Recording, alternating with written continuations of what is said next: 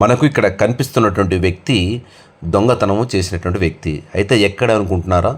మనము RTC bus stand ఆపోజిట్లో ఉన్నటువంటి వినాయకు టెంపుల్ సందులో ఉన్నటువంటి డైమండ్ మోటార్ వైండింగ్ షాప్ అనేది ఒకటి లోపలికి వెళ్ళితే ఆ చివరికి ఉంది.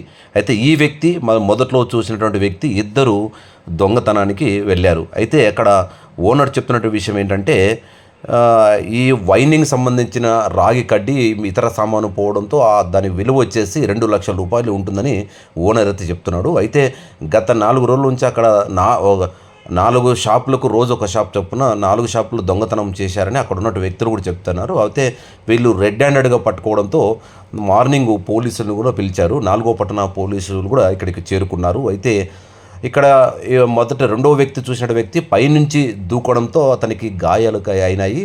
అయితే ఆ గాయాలు అవడంతో ఇతనికి బాగా దెబ్బలు తగిలాయి.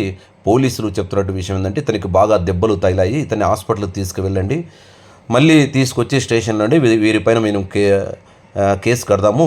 ఈ వ్యక్తి ఉన్నటువంటి వ్యక్తి పేరు ఈ కింద పన్నాడు, బాగా దెబ్బలు తగడంతో ఇతను హాస్పిటల్కి తీసుకెళ్లారు.